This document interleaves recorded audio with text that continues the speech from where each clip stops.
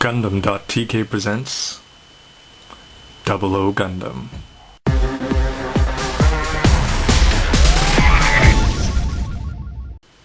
Hello everyone, and welcome to a review of Double O Gundam.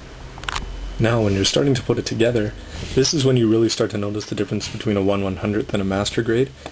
Pretty much just big ball joints, and that's where everything clicks in. Green on the outside.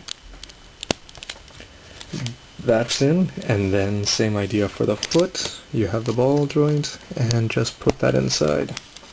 Now, what kind of mobility do we get?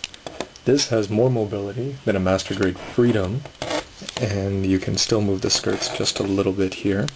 But the ankles are where it really shines. You can do a bend like this, out, and up. And it has a nice part here that will bend up to allow forward poses. So you can't do the splits. Now for the arms and upper torso, again just a peg, find the slot, put that on, and the shoulders can go up about this far, in and down a little bit, and they do come forward somewhat as well. So with the arms, you can do a full bend up like this, almost. But again, compared to a master grade, this is actually pretty good for a 1/100th non-grade.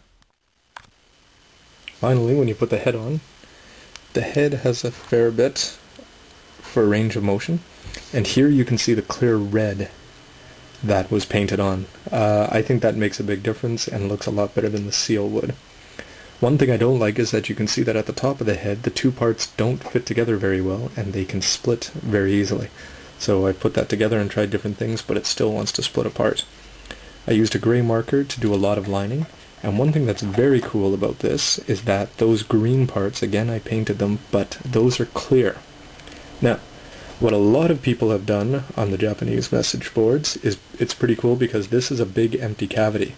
So a lot of people are putting in a light mechanism, and instead of just having the GN drives light up, they're actually having a pole extend into the head, and all of these translucent green piping, when they're painted, will light up, including the eyes if you don't use a seal. So they have Gundam, Double O Gundam's eyes and whole head lighting up. Looks pretty sharp. Alright, so forget about the parts. What do you get when he's done? This is the Double O Gundam.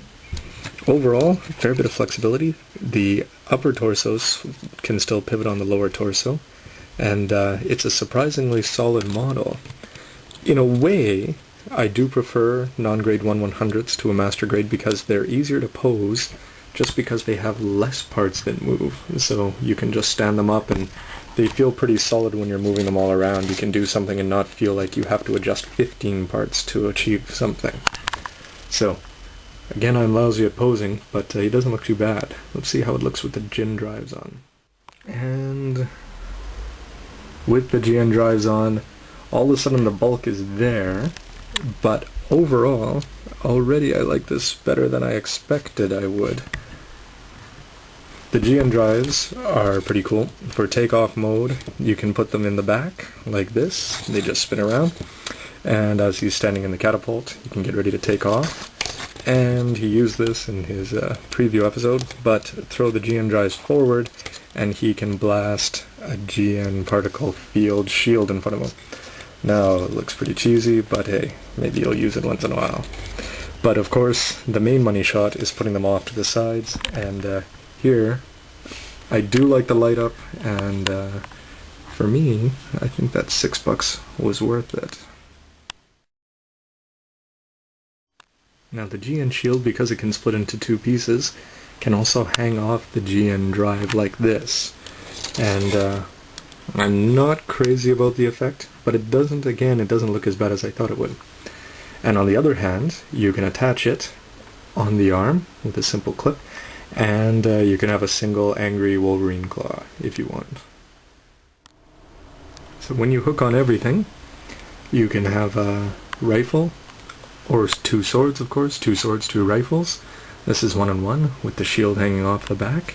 And overall, this is everything attached except for the beam sabers, which just clip on here in the back and you take the pink part off. Now, please believe me when I say that I'm lousy at making poses, but if you want to copy the box, actually there's a fair number that you can do, or you can also look in the instruction manual.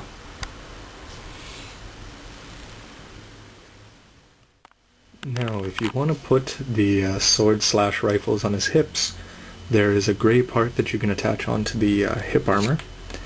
And again, I'm pleasantly surprised here that it actually works pretty well. It can sit on there, and unlike some other models where they have hip weapons and they get in the way of everything, this feels pretty solid and you can adjust it and won't have too many problems with it. Now, on top of the extra money that you might have spent on paints and batteries, if you want to go for aerial poses, you can spend a couple more bucks, about $6 in this case, for a Bandai action base. You should go for the large size one, of course, because this is the same size as the Master Grade. And it comes with a special attachment here that will attach onto 00's back. And when you build the action base, you can get clear, gray, red, green, and a bunch of other colors. Let's see what we can do with this. So if you've got 00 Gundam and an action base, what kind of poses can you do? Well, pretty much anything you want. The joint in the back works fairly well. You get a special attachment. The gray piece comes with this kit. Everything else comes with the action base. Just plug it into his back, which is a little better than plugging it into his crotch in terms of hiding it. So now, here are two models side by side. You have a 1/100th Master Grade. You can check that out on www.gundam.tk and the 00. So now to wrap up with some final thoughts. When I'm looking at this, he looks really wide at the top, and that impression didn't change from when I first saw the character designs to when I've got the model. You can fix that by putting the Jin drives to the back. Of course, that makes them back heavy like pretty much any other recent Gundam that has wings on the back, and putting them forward doesn't really look cool in except one pose. But I still have to say that for a non-Master Grade model, this is excellent. The ankles have some fantastic mobility, and I really like the wrist design. The shield is pretty cool, and it gives you some flexibility, and the rifles transforming into the swords, that's a pretty cool point. I didn't think it would work, but it does. As far as the bad goes, there's a lot of big pieces in here. It's only 5 plates, so it really takes a short time to put together. And when you compare the bulkiness of 00 to the sleekness of a Master Grade Freedom, then I think you can see that Master Grades just generally now pretty much are taking the old designs and making everything slicker and sleeker. Now this doesn't have that. Of course this is a non-grade one, and there will be a Master Grade, but probably a long time in the future. Compared to the 1/100th Exia, I have to say that I'm a big fan of the Exia. I know a lot of people aren't, but I think I like Exia a little bit better. But overall, I'm still quite happy with this model. The light up adds a nice touch. The colored parts you can choose to do or not, but I'm glad I did. And in the end, you can do some pretty cool poses with this. And considering you'd probably have to wait 2 or 3 years for a Master Grade, I think this might not be a bad alternative. If you like this video and you're looking for more, click at the top of the YouTube page or go to www.gundam.tk.